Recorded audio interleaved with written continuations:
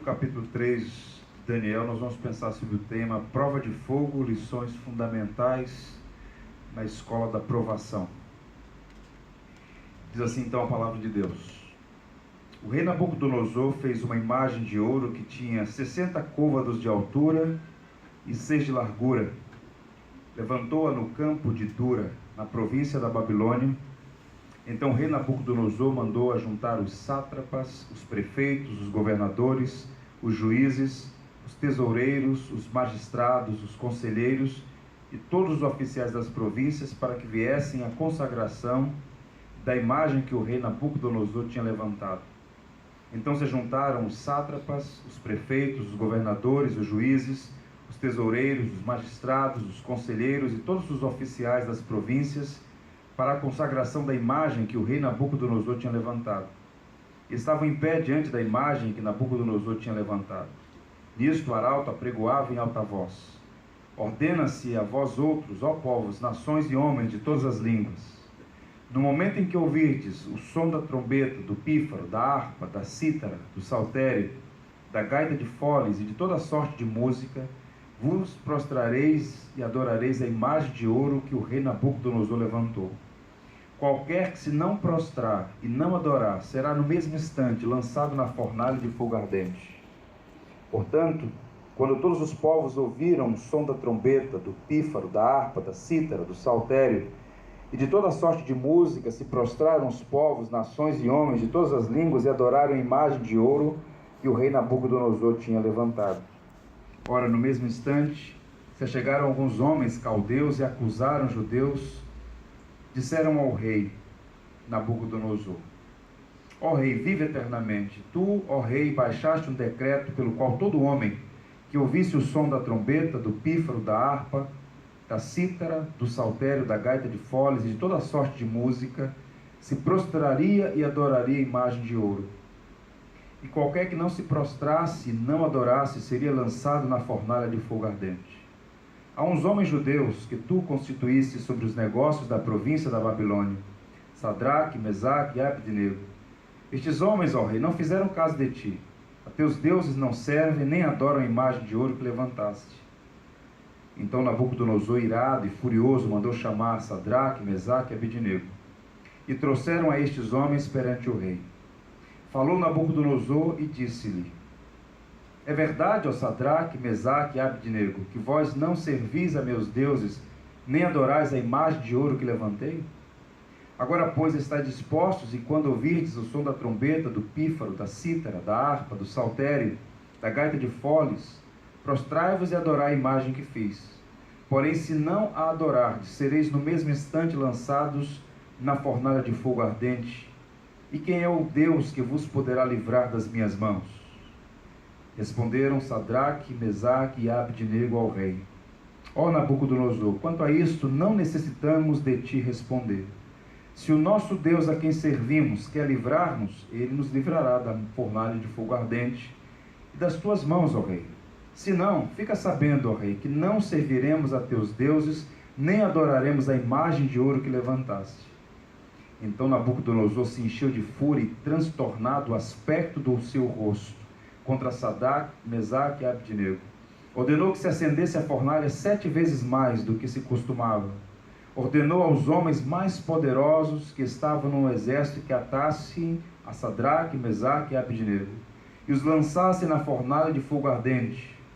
Então estes homens foram atados com seus mantos, suas túnicas e chapéus e suas outras roupas e foram lançados na fornalha sobremaneira acesa. Porque a palavra do rei era urgente, a fornalha estava sobremaneira acesa. As chamas do fogo mataram os homens que lançaram de cima para dentro a Sadraque, Mesaque e Abdenego. Esses 3 homens, Sadraque, Mesaque e Abdenego, caíram atados dentro da fornalha sobremaneira acesa. Então o rei Nabucodonosor se espantou e se levantou depressa e disse aos seus conselheiros: não lançamos nós 3 homens atados dentro do fogo? Responderam ao rei: é verdade, ó rei. Tornou ele e disse: eu, porém, vejo 4 homens soltos, que andam passeando dentro do fogo, sem nenhum dano, e o aspecto do quarto é semelhante a um filho dos deuses. Então se chegou Nabucodonosor à porta da fornalha sobremaneira acesa, falou e disse: Sadraque, Mesaque e Abdenego, servos do Deus Altíssimo, saí e vinde. Então Sadraque, Mesaque e Abdenego saíram no meio do fogo. Ajuntaram-se os sátrapas, os prefeitos, os governadores e conselheiros do rei, e viram que o fogo não teve poder algum sobre os corpos destes homens. Nem foram chamuscados os cabelos da sua cabeça, nem os seus mantos se mudaram, nem cheiro de fogo passara sobre eles. Falou Nabucodonosor e disse: Bendito seja o Deus de Sadraque, Mesaque e Abdenego, que enviou o seu anjo e livrou seus servos, que confiaram nele, pois não quiseram cumprir a palavra do rei, preferindo entregar o seu corpo a servirem e adorarem a qualquer outro Deus, senão ao seu Deus. Portanto, faça um decreto pelo qual todo povo, nação e língua, que disser blasfêmia contra o Deus de Sadraque, Mesaque e Abdenego, seja despedaçado, e as suas casas sejam feitas em monturo, porque não há outro Deus que possa livrar como este. Então o rei fez prosperar Sadraque, Mesaque e Abdenego na província da Babilônia. Que Deus os abençoe. O capítulo 3 de Daniel, meus irmãos, é o relato de 3 jovens que desafiaram nesse momento o homem mais poderoso do mundo. Naquele contexto, Nabucodonosor era o homem de maior autoridade naquele tempo. A Babilônia tinha alcançado a glória de ser a senhora do mundo naqueles dias. E estes homens, esses 3 rapazes, eles tomam uma decisão, que é uma decisão que nós todos precisamos pensar sobre ela. A decisão de honrar a Deus, não importando as circunstâncias nem as consequências. Para esses 3 jovens, Sadraque, Mesaque e Abdenego, honrar a Deus, obedecer a Deus é mais importante do que preservar a própria vida. E é interessante para a gente examinar as aplicações, que nós podemos aprender essa passagem tão significativa, tão instrutiva, a gente considerar o contexto e o cenário no qual essa história se dá. E aqui nós temos primeiro a Babilônia. Nesse momento, como ainda há pouco eu disse, a Babilônia era chamada de o estandarte do Império Caldeu, do Império da Babilônia. Era uma cidade inexpugnável, assim chamada. Lá havia uma das 7 maravilhas do mundo antigo, os jardins suspensos da Babilônia. Era chamada a rainha das cidades do mundo, a maior e a mais gloriosa. Então nós estamos num cenário em que aquela cidade era a mais exuberante do mundo antigo naquele momento da história. E quem está no governo é um rei, Nabucodonosor, que alcançou o auge. Ele está embriagado de poder. Tanto é que ele não apenas contenta em governar o maior império da antiguidade naquele momento, mas ele quer também ser adorado como um Deus. E ele então empreende construir uma estátua, e ele então reivindica por decreto imperial que todos os povos que foram subjugados, e para lá foram enviados alguns deles, alguns representantes, dentre os quais judeus, se prostrassem diante daquela imagem e o adorassem. E ele quer culto, ele quer adoração. E era comum entre os babilônios, por exemplo, e sírios, fazer imagens em honra a si mesmo. Mas Nabucodonosor quer entrar para a história como aquele que fez o que até então ninguém havia feito. Ele manda erguer uma estátua. Na narrativa bíblica aqui, colocando numa metragem que nos é comum, essa imagem tinha 30 metros de altura. Para vocês terem uma ideia, o Corcovado, o Cristo Redentor, tem 38 metros. Era realmente uma imagem impressionante. Colocou no campo de Dura, que era uma esplanada, uma espécie de anfiteatro natural, e para lá foram reunidos vários povos, várias pessoas, na verdade milhares delas, para, digamos assim, para a inauguração daquela imagem. E ao som de todos aqueles instrumentos que foram citados aqui várias vezes no texto, de repente aquela multidão, no exato momento em que a banda toca, aqueles povos todos se curvam diante da imagem. E há uma nota dissonante naquela festa de inauguração. Quando Nabucodonosor olha, sentado no seu trono, como se fosse um soberano rei da terra, ele vê todos os povos, todas as pessoas prostradas, mas há 3 rapazes que permanecem em pé. E então alguns dos caldeus, que já tinham dificuldade, uma certa animosidade com os judeus, procuram Nabucodonosor e dizem: olha, o teu decreto foi cumprido por todos, mas tem 3 jovens que se recusam a adorar. Eles são chamados à presença do rei. O rei tenta persuadi-los, dizendo: não há Deus que possa livrá-los, porque o raciocínio é o seguinte: se esses povos todos foram subjugados, é porque os deuses da Babilônia são mais fortes do que os deuses dos povos todos. Portanto, Reconheçam suas fraquezas e prostrem-se como os demais que também fizeram isso. Mas eles então permanecem resolutos, firmes. Esses 3 jovens são fiéis. Eles preferem sofrer dano, sofrer consequências, por vezes, irreversíveis, como a própria morte, do que sonegar os princípios que eles entendiam, do que negociar a verdade. Nós não estamos lendo uma peça de ficção, nós estamos lendo uma narrativa bíblica, um fato que se deu na história, e a partir dessa narrativa desses 3 jovens, nós podemos aprender bastante coisa para a nossa vida aqui e agora. Eu quero te encorajar a olhar para as Escrituras e juntos caminharmos para aprender um pouco mais da palavra de Deus. Quais são as lições fundamentais que nós podemos aprender a partir desse texto? Ouçam bem: nem só de pão vive o homem, mas de toda a palavra que procede da boca de Deus. E neste momento a palavra está aberta e o Senhor está falando aos nossos corações. Quais são as lições que você tem que aprender na escola da provação? E essa passagem, capítulo 3 de Daniel, tem muito a nos ensinar. A primeira grande verdade é: fidelidade é uma questão inegociável, é um valor inegociável. Observe o verso 12. Há uns homens judeus que tu constituíste sobre os negócios da província da Babilônia, Sadraque, Mesaque e Abednego. Estes homens, ó rei, não fizeram caso de ti. A teus deuses não servem nem adoram a imagem de ouro que levantaste. Repito, eles estão dispostos a sofrer dano para não desagradar a Deus, para não desonrar a Deus. Eles estão mais dispostos a honrar a Deus do que preservar a própria vida. O principal ensino deste texto não é o milagre do livramento que eles experimentaram, terem sido lançados numa fornalha de fogo ardente e terem saído de lá ilesos. A grande lição dessa passagem não é esse milagre, mas o fato de que eles preferem sofrer dano do que desonrar a Deus. Para eles, esse é um valor inegociável: honrar a Deus, glorificar a Deus, bendizer a Deus. Esse é o principal ensino aqui. Transigir não era uma palavra do vocabulário deles. Pecado é pecado, eles não cometerão. Estão dispostos a morrer do que desonrar a Deus. Vejam, irmãos, que princípio fundamental. Numa época como a nossa, de tantos crentes frouxos moralmente, que dentro das igrejas cantam belos hinos, mas nas faculdades, nas escolas, no trabalho, na rua, na vizinhança, no condomínio, negam o evangelho. Esses rapazes estão ensinando para nós que a coisa mais importante do que preservar a própria vida é honrar o Criador, aquele que nos amou tão intensamente que deu seu Filho em nosso lugar, naquela cruz. Portanto, esses jovens nos ensinam que eles são autênticos servos de Deus, e a piedade deles nos encoraja. O temor a Deus é para eles mais forte do que o temor à morte. Eu prefiro morrer do que desonrar a Deus. Que gloriosa verdade! O que seria desse país se esse contingente expressivo de evangélicos tivesse esse princípio inabalável? Eu prefiro perder a vida do que desonrar a Deus.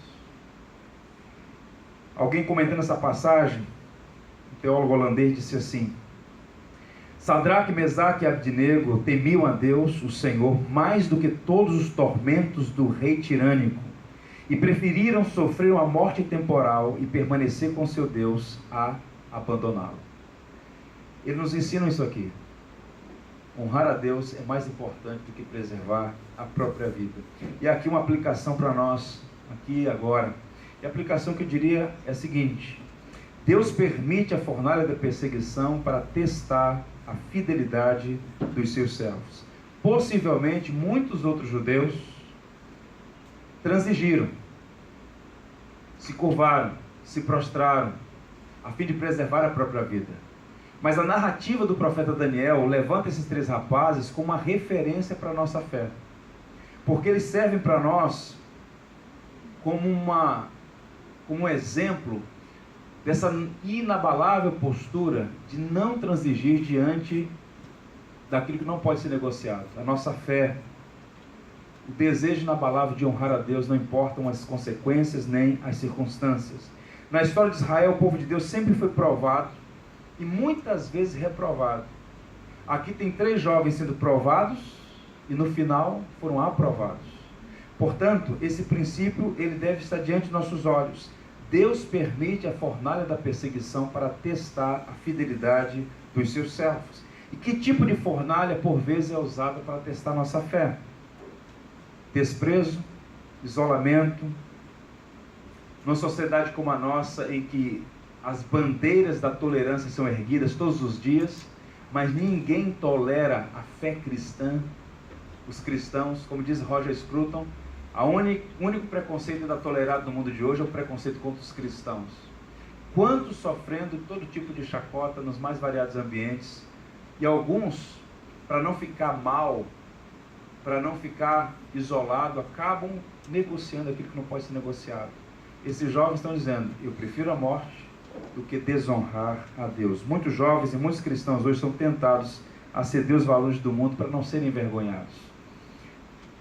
Houve um tempo em que boa parte da igreja foi duramente perseguida e muitos cristãos perderam a vida, foram literalmente martirizados. Ainda hoje, há pelo menos 250 mil cristãos sofrendo diariamente algum tipo de perseguição em variados graus. Num país como o nosso, ainda, nós não temos essa perseguição física, é uma perseguição ideológica de outra natureza. Mas percebam, há um novo martírio todos os dias acontecendo.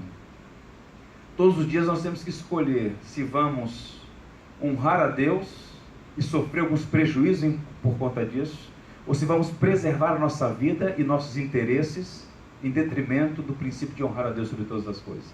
Tente pensar na quantidade de profissionais nas mais variadas áreas, que para preservar o emprego, que para preservar o salário, que para preservar a reputação, negociam valores que não podem ser negociados.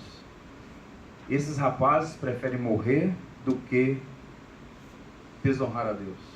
O decreto está estabelecido, todos se prostraram naquele campo de dura, mas os 3 permanecem de pé. Nós não vamos nos prostrar diante da imagem que criaste, que levantaste, ó Nabucodonosor, foi o que eles disseram. O pastor Spurgeon, de quem nós comentamos hoje na pastoral, ele disse assim: nosso dever é fazer aquilo que é certo, as consequências pertencem a Deus. Você e eu temos que fazer o que é certo, embora os céus caiam, precisamos seguir a ordem de Cristo, apesar das consequências. Ó homem de Deus, seja íntegro, não tema, as consequências pertencem a Deus e não a você. Então nós somos chamados a ser fiéis nas fornalhas da provação, e por vezes Deus testa a nossa fé, permitindo circunstâncias em que temos que decidir, honrar a Deus ou preservar os nossos interesses, dentro dos quais preservar a nossa própria vida.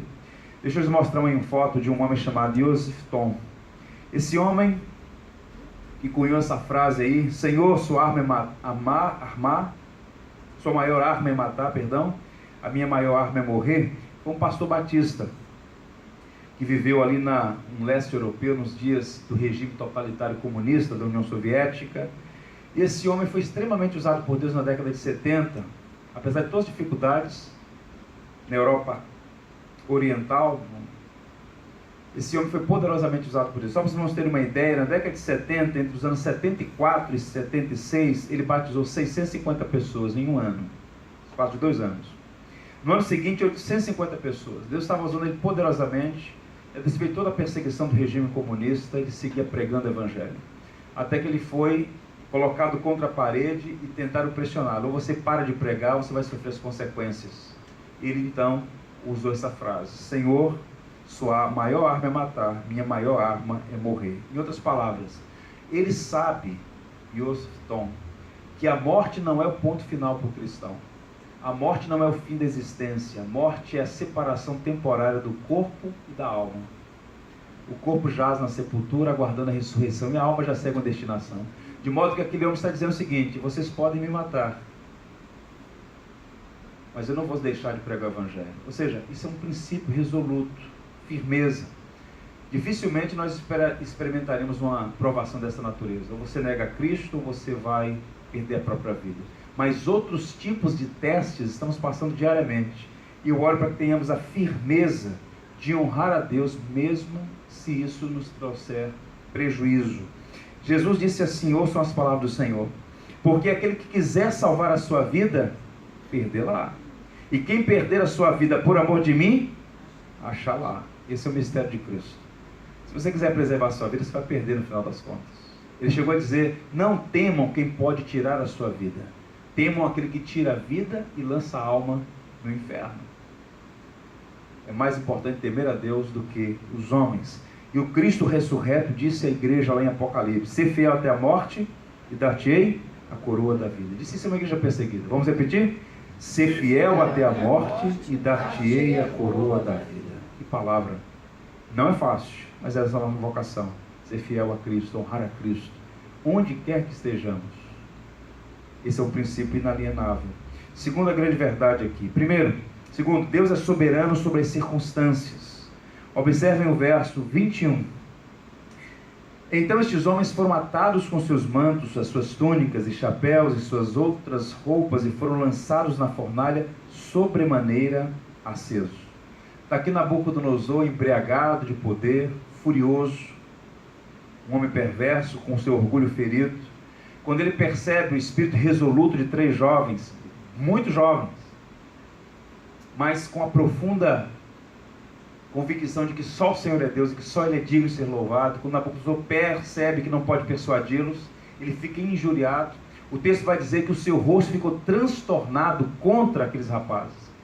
E para evidenciar a sua ira, ele manda aquecer a fornalha 7 vezes mais.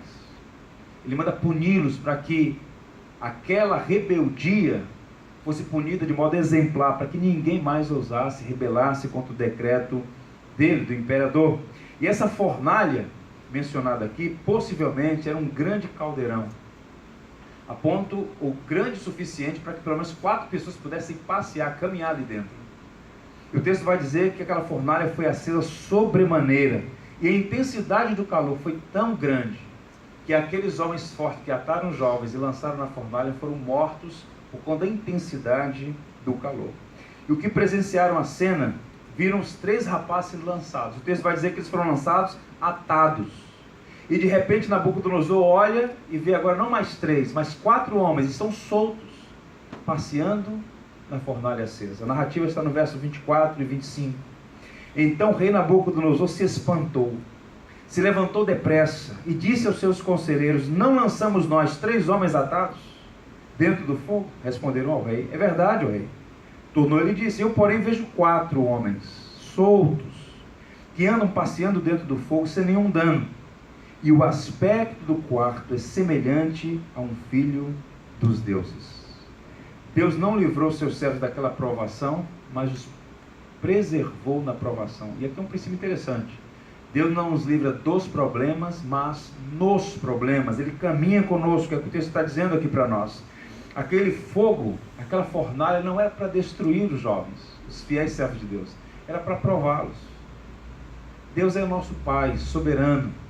E as dificuldades que por vezes Ele permite que passemos, não é para nos destruir.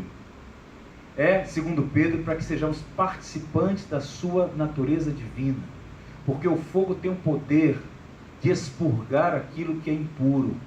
E o fogo aqui, a provação aqui, é para burilar o nosso caráter, para amadurecer a nossa fé, para dar mais consistência à nossa vida espiritual, para nos fazer crescer, para que tenhamos estatura espiritual. A Bíblia diz que todas as coisas, não apenas algumas, cooperam para o bem daqueles que amam a Deus, daqueles que são chamados segundo o seu decreto, segundo o seu propósito. E eles foram acusados por aqueles invejosos, por aqueles que percebiam a excelência daqueles judeus e quiseram de alguma maneira prejudicá-los. E ao lançarem eles naquela fornalha, ao invés de prejudicá-los, muito pelo contrário, hoje, muitos séculos depois, esses rapazes estão sendo mencionados aqui. Eles certamente foram honrados por Deus, porque quem é fiel ao Senhor, no tempo oportuno, Deus também honrará os seus servos. Há uma aplicação aqui.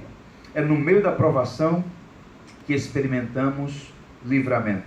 No meio da provação. Nós vivemos num mundo hostil.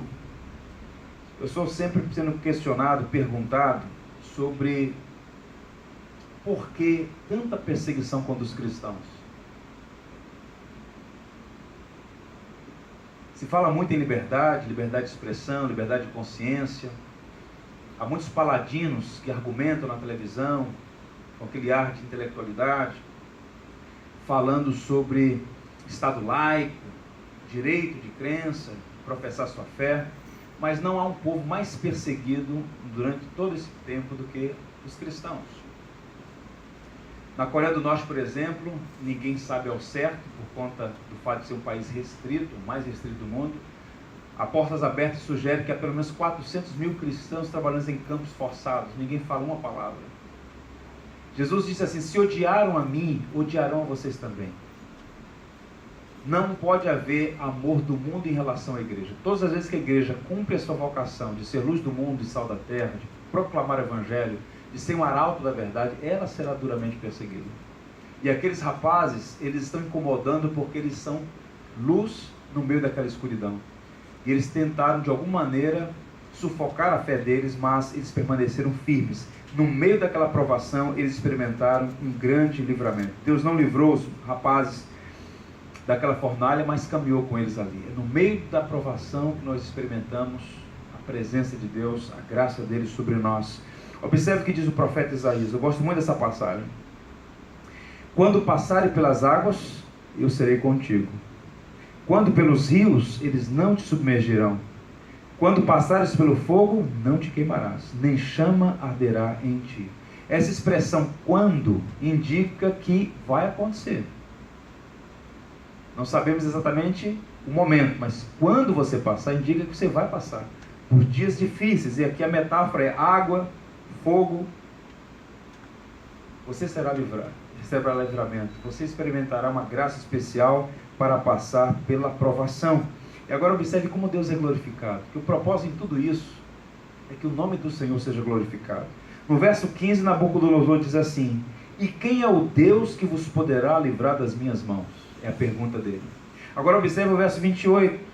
Bendito seja o Deus de Sadraque, Mesaque e Abdenego, o qual enviou o seu anjo e livrou seus servos que confiaram nele. Ou seja, as nossas dificuldades, as nossas tribulações, as nossas provações podem de alguma maneira ser um recurso pedagógico para Deus instruir outras pessoas a reconhecer que só o Senhor é Deus. Então, por vezes você está passando pelos vales, pelas fornalhas da vida, você pensa que está só, que ninguém está observando, mas Deus está usando a sua dificuldade com dois propósitos. Primeiro, para tratar a sua vida, e segundo, para ensinar outras pessoas. Deus é Deus, Ele é soberano em tudo que faz. Há um verso no Saltério, no capítulo 50, o verso 15, que é precioso demais. Invoca-me no dia da angústia, eu te livrarei e tu me glorificarás. Vamos repetir? Invoca-me no dia da angústia, eu te livrarei e tu me glorificarás. Tem um sermão aqui, nesse verso. Primeiro, uma ordem: invoca-me no dia da angústia. Nós devemos invocar o nome do Senhor sempre. Mas nos dias em que a alma está perturbada por circunstâncias, angustiada, é aí que nós devemos clamar mais ainda. Lembra da parábola daquela mulher que estava importunando o juiz? Não fará justiça ao Senhor, aos seus escolhidos, que dia e noite clamam diante dele? Temos que clamar ao Senhor no dia da angústia. E a promessa é: eu te livrarei. E o resultado: e tu me glorificarás. Nós clamamos, o Senhor nos livra e o nome dele é glorificado. E assim a dinâmica da providência trabalhando em nossas vidas para a glória do seu bendito nome. Portanto, meu irmão, quer seja dias bons, quer sejam dias ruins, aprenda a clamar ao Senhor e esperar o socorro que vem dele, para que no nome do Senhor seja glorificado. Um terceiro princípio aqui: a fidelidade a Deus deve estar baseada em quem Ele é e não apenas no que Ele faz. Que verdade preciosa essa passagem.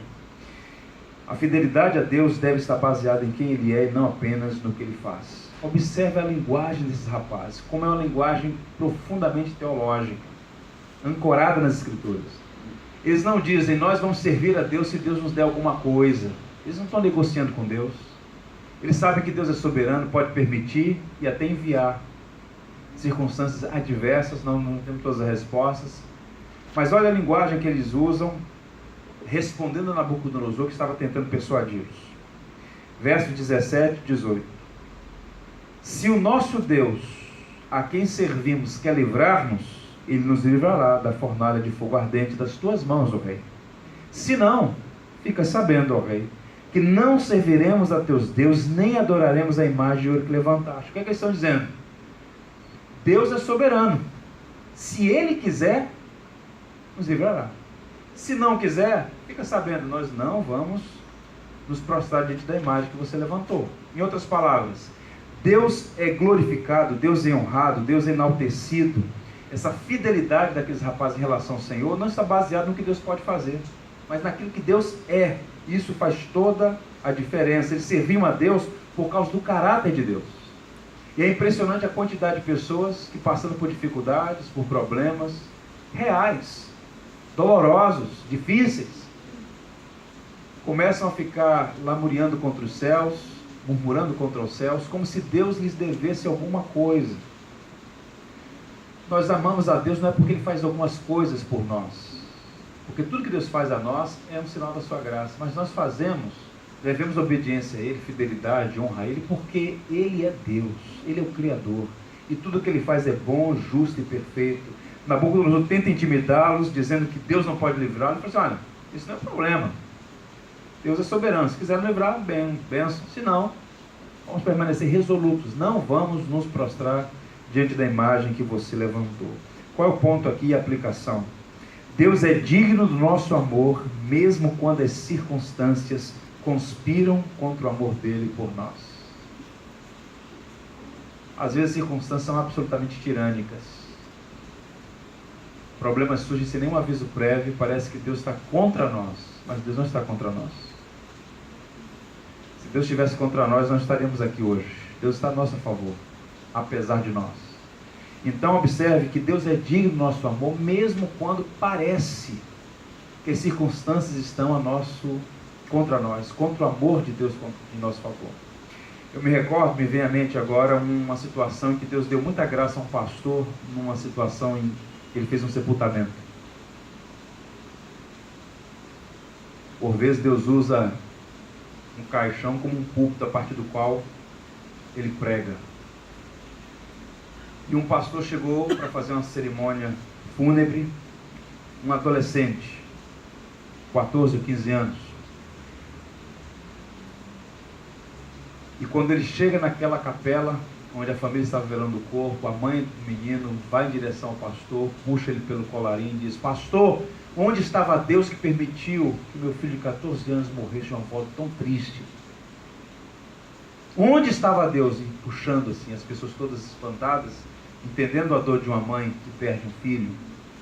E aquele homem, com serenidade, com graça, com compaixão, olhou para os olhos da mãe e disse: Deus está, minha querida, onde sempre esteve, onde está nesse exato momento, de onde assistiu à morte do seu único filho naquela cruz, para salvar a minha vida, a sua e a do seu filho, está nesse caixão. Então, mesmo quando as circunstâncias conspiram contra o amor de Deus por nós, Ele é digno do nosso amor, porque até os acontecimentos ruins, até os acontecimentos maus, embora não entendamos, cumprem um desígnio que vai para além da nossa capacidade de entender. É uma presunção maligna achar que nós podemos entender todas as coisas. Tragédias, doenças, crises, aflições, têm a força de sacudir a nossa fé. Mas nós devemos estar resolutos. Eu sei que o meu Redentor vive e por fim se levantará sobre a terra. Deus é digno do nosso amor, mesmo quando tudo vai mal, mesmo quando tudo conspira contra nós, mesmo quando as circunstâncias são tiranas. Deus é digno do nosso amor. Abacuque, que do Antigo Testamento é o profeta da Teodiceia, camarada que enfrenta o problema do mal, ele vê a Babilônia marchando contra Judá, destruindo Jerusalém. Ele está em crise. Como pode Deus usar o império maligno da Babilônia para castigar o povo da aliança? E Abacuque está cheio de crises, o livro inteiro de crises, de questionamentos, até que ele chega no capítulo 3, que é a oração de um homem que, embora não entenda todo o quadro, ele sabe que Deus reina. No final daquela oração poderosa do capítulo 3, ele vai dizer o seguinte: primeiro, uma confiança inabalável. Ainda que a figueira não floresça, nem haja fruto na vide, o produto da oliveira minta, e os campos não produzam mantimento, as ovelhas sejam arrebatadas do aprisco, e nos currais não haja gado. Vejam a alegria soberana. Todavia eu me alegro no Senhor e exulto no Deus da minha salvação. O Senhor Deus é a minha fortaleza e faz os meus pés como os da corça, e me faz andar altaneiramente. Louvado seja Deus. O homem que estava em crise agora está em paz. Deus é a fonte inesgotável de sua alegria. A confiança inabalável está no Senhor, mesmo que tudo esteja contra, mesmo que não haja os recursos, mesmo que faltem muitas coisas. É no Senhor que está a alegria do cristão. É na alegria que está, é no Senhor que está a força dos servos de Deus. Esse é o ponto aí. É interessante como os cristãos são provados dia e noite por variadas razões e em muitos contextos, mas nos regimes totalitários, governos totalitários, que sejam políticas ditatoriais ou por conta de religiões também fundamentalistas, radicais, como o caso do islamismo, é impressionante como servir a Deus tem custos. Custa muito caro em muitos casos. O autor de Hebreus diz que muitos hebreus, muitos judeus, por confessarem sua fé em Cristo, foram perseguidos, tiveram seus bens confiscados. Estão dispostos a perder, como diz o hino do cantor cristão, o hino de Lutero, que nós cantamos hoje pela manhã. Se temos de perder família, filhos, bens, mulher, embora a vida vá, por nós Jesus está e dar-nos ao seu reino. Cristo é o principal. Mesmo que as coisas se vão, o Senhor permanece, digno de ser honrado e glorificado. Eu quero recomendar a vocês a leitura de um livro. O livro chama-se O Filho do Hamas. É de Mossab Hassan Youssef. Esse camarada, a história dele é muito interessante. Eu li esse livro alguns anos atrás, talvez em 2009, não me recordo bem. Tem até um documentário sobre ele, tem pregado muito, sobretudo nos Estados Unidos, onde hoje ele mora. Mas qual é a história dele? Ele é filho do Sheikh Hassan Youssef, que foi um dos fundadores do Hamas, responsável por vários atentados terroristas. E esse rapaz, de um modo misterioso, também já envolvido em células terroristas lá em Israel, esse camarada se converte à fé cristã de uma maneira impressionante, mostrando a soberania da graça na salvação. E ele então sofre as consequências de sendo um árabe muçulmano, agora convertido à fé cristã. E das coisas mais impressionantes que eu li no livro, tem até um documentário muito interessante sobre a conversão dele. Ele fala da dificuldade que ele enfrentou em relação ao pai dele. O pai dele estava numa prisão de segurança máxima, ainda está preso em Israel, por conta do envolvimento dele em crimes. E quando o pai dele soube que o filho tinha se convertido ao cristianismo, o pai providenciou um funeral do filho vivo. Celebrem a morte do meu filho, que para mim ele deixa de existir hoje, porque ele traiu a nossa fé. Ele conta o relato, e eu queria ler para vocês um extrato. Eu leio um livro, vou apenas ler um extrato. Meu pai recebeu notícia em sua cela na prisão, ao acordar sobre que seu filho mais velho se convertera ao cristianismo. De seu ponto de vista, eu havia acabado com o meu futuro e também o da família. Meu pai chorou como um bebê e não quis sair da cela. Como costuma acontecer nos muitos seguidores de Jesus, a declaração pública de minha fé partiu o coração de meus pais, irmãos e amigos. Como muitos outros seguidores de Cristo, me arrependi de meus pecados e sei que Jesus é o Filho de Deus, que tornou-se homem, morreu por nossos pecados, ressuscitou dentre os mortos e sentou-se à direita de Deus Pai. O que esse rapaz está dizendo? O Evangelho o fascinou de uma maneira tão intensa, o amor por Cristo o conquistou de uma maneira tão profunda, que ele está disposto a perder tudo por aquele tesouro de maior valor. Ele não tem o objetivo de desonrar o pai, ele não tem a intenção de magoar a sua família, de romper com seus amigos, mas nesse caso, a fé cristã promoveu uma ruptura. E aí entra a palavra de Jesus: aquele que amar mãe, pai, filhos, mais do que a mim, não é digno de mim. E aquele rapaz, servo de Deus, prefere o Evangelho em detrimento dos laços familiares. Hoje vive nos Estados Unidos e a família não o reconhece mais como membro dela, porque ele a traiu. Na verdade, ele agora é um seguidor de Jesus Cristo. Vejam, meus irmãos, que testemunho impactante para nós, sobretudo numa cultura como a nossa, em que a gente busca tanto conforto e temos tanto receio da palavra sacrifício. Está aqui alguém sacrificando os laços familiares por amor a Cristo, por amor ao Evangelho.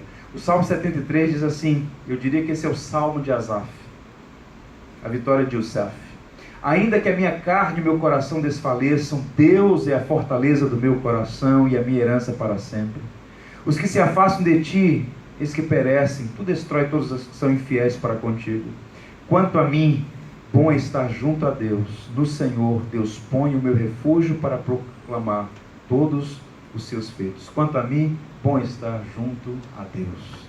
Que o Senhor nos ajude nessa direção também. E por fim, quarto e último princípio: quando os recursos humanos se esgotam, a presença do quarto homem é suficiente. Muitas vezes os nossos recursos se esgotam. Aqueles rapazes não podiam fazer nada. Atados e lançados no lago de fogo, na fornalha ardente, nada podiam fazer. Os recursos humanos estavam esgotados. Não há tribunal para apelar. Só o Senhor poderia livrá-los, de fato os livrou. Observe os versos 24 e 25. Então o rei Nabucodonosor se espantou, se levantou depressa e disse aos seus conselheiros: não somos 3 homens atados dentro do fogo? Sim, rei, verdade. Tornou ele e disse: porém vejo 4 homens soltos que andam passeando dentro do fogo, sem nenhum dano. E o aspecto do quarto homem é semelhante a um filho dos deuses. A presença do quarto homem nas fornalhas ardentes. Na fornalha ardente, o Senhor caminha conosco. E aqueles 3 jovens experimentaram a presença do quarto homem, que na tradição judaico-cristã, em particular na tradição cristã, é a presença divina, a presença de Deus, que para nós é Jesus. E eu pergunto a você, meu irmão, em que fornalha você se encontra? Talvez alguns aqui estejam no meio da fornalha. E eu quero dizer uma coisa: Ele não te livrou da fornalha, mas está com você lá dentro. Eis que estou convosco todos os dias até a consumação dos séculos. As fornalhas podem ser problemas conjugais. Há aqueles que se iludem achando que o casamento casaram-se, foram felizes para sempre. O casamento não é entre 2 anjos, o casamento é entre 2 pecadores. Um homem e uma mulher, que tem virtudes, mas também tem fraquezas, tem predicados, mas também tem deficiências, inevitável dificuldades. Essas dificuldades podem ser potencializadas por várias razões. Se o problema é de natureza conjugal, e geralmente é um problema que esmaga o coração, saiba que o Senhor conhece, Ele está com você. Problema de natureza financeira. Nos últimos anos, a palavra que todos os brasileiros usam é a palavra crise. E há muitas famílias com problemas financeiros, alguns maiores, alguns menores. Situações que às vezes fazem as pessoas perderem o sono. O Senhor conhece as nossas aflições. Problemas espirituais, problemas emocionais, não importa a natureza do problema. O quarto homem, nas fornalhas ardentes, nas fornalhas de fogo, ele caminha conosco, nos ajuda a superá-las todas. Pedro, escrevendo a sua primeira carta a uma igreja perseguida, disse assim: nisso exultais, embora no presente, por breve tempo, se necessário, sejais contristados por várias tribulações. O que Pedro está argumentando aqui é que a tribulação tem um caráter temporário. Pare para pensar num túnel. Para pensar aqui no túnel Rebouças, aqui ao lado. Quando você entra num túnel, você entra nele, mas você vai sair dele. O túnel não é um lugar de residência, é um lugar de passagem. As provações, elas são temporárias, elas têm início, têm meio e têm fim. Mas o propósito, diz Pedro aqui, é que nesse momento nós somos contristados, porque ninguém, por natureza, se alegra na dificuldade. Somos entristecidos pelas circunstâncias, mas nós podemos superá-las na força que o Senhor supre. O que Pedro está dizendo é: não se desanime, mesmo se o seu problema demorar muitos anos, pois em comparação com a eternidade são bem curtos. É o que Pedro está dizendo em consonância com Paulo lá aos Coríntios: pois os nossos sofrimentos, leves e momentâneos, estão produzindo para nós uma glória eterna que pesa mais do que todos eles. Então, comparando os nossos problemas desse lado da existência, a temporalidade, a luz da eternidade, nada é.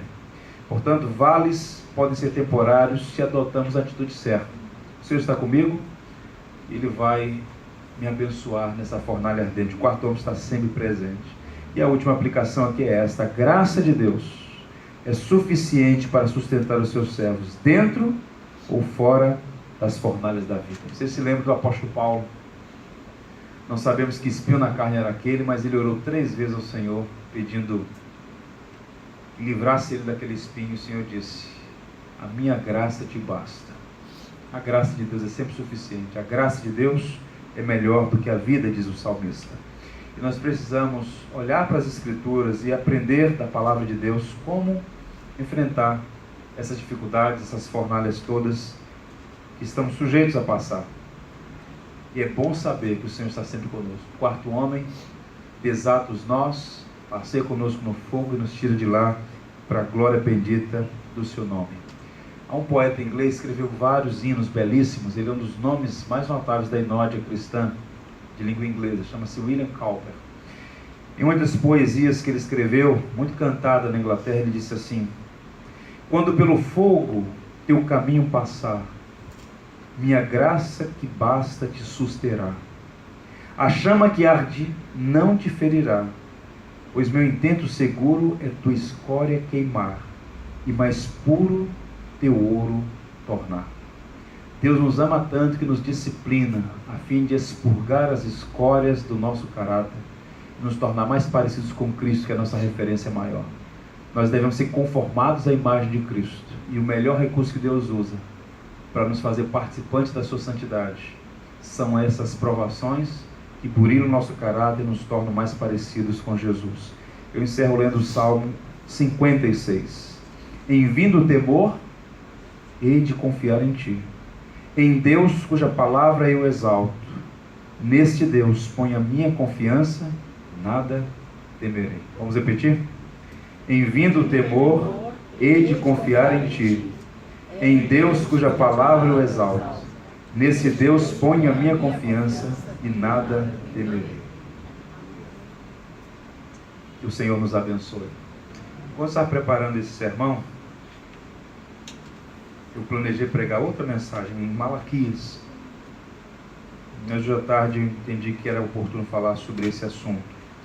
Enquanto estava me preparando hoje à tarde, me veio à mente um hino, uma experiência que eu tive aqui há muitos anos atrás, assentado exatamente onde eu estou pregando hoje. O púlpito estava do outro lado e tinha uma senhora, que me foge o nome agora, ela pediu para cantar um hino, e eu já tinha ouvido aquele hino várias vezes, mas pela primeira vez eu pude ouvir de fato. E esse hino entrou para a minha agenda. Esse hino falou poderosamente ao meu coração. O hino que nós vamos cantar nesse momento. O hino é o 202 do Inário para o Culto Cristão. Diz: Ele é meu e teu Senhor. Enquanto nos preparamos para cantar, eu queria ler a letra para vocês. Vou pedir ao Eric para projetar a letra. Eu vou ler. Antes da gente cantar, a gente vai ler a profundidade dessa canção, composta na década de 70. Se os problemas parecem não ter solução, quando as mágoas inundam o teu coração, há alguém que atende a tua oração: Jesus Cristo, Mestre e Senhor. Ele é o caminho, a verdade e a luz. Abre o seu coração e recebe a Jesus. Tua vida é Cristo, que agora conduz, pois é Ele teu Mestre e Senhor. Como é bom caminhar nesta luz, nesta paz. Ele vive para sempre, Ele me satisfaz. Eu sou dele e a vida que Ele me traz é segura, pois Ele é Senhor. O coro é lindo, diz assim: Ele é o dono da chuva, do sol e do mar, do ar. É o Senhor da alegria, da dor, do chorar. Ele é o dono dos montes, do céu e do mar. É Senhor das crianças, das preces, dos hinos. Ele é meu e também teu Senhor. Ele é o quarto homem que caminha conosco na fornalha. Quantos creem nisso, fiquem em pé, vamos cantar este belo hino da nossa tradição. Te bendizemos, Senhor, exaltamos o teu nome por tua palavra viva e eficaz, que vem ao nosso encontro e alimenta a nossa alma. Bendito seja o teu nome, porque sabemos que o Senhor está sempre conosco. O Senhor jamais nos desampara. O Senhor é gracioso o suficiente para nos socorrer em todas as nossas aflições. Te louvamos por essa palavra, porque sabemos que, embora estejamos todos sujeitos às fornalhas, às adversidades, às tribulações, o Senhor caminha conosco em cada uma delas, nos livra, nos dá a graça necessária para superar essas dificuldades todas. Nós não podemos mensurar as vezes que o Senhor tem nos dado uma graça especial para enfrentar as nossas lutas. Abençoa os meus irmãos, Senhor, que cada um deles seja fortalecido na tua palavra, que nas suas dificuldades eles clamem ao Senhor, esperem no Senhor o socorro que vem do alto, que a fé não esmoreça, mas que seja fortalecida, e que essas provações, tal como o fogo que refina o ouro, possa nos fazer mais parecidos com Cristo, que o nosso caráter seja testado e aprovado por Ti mesmo.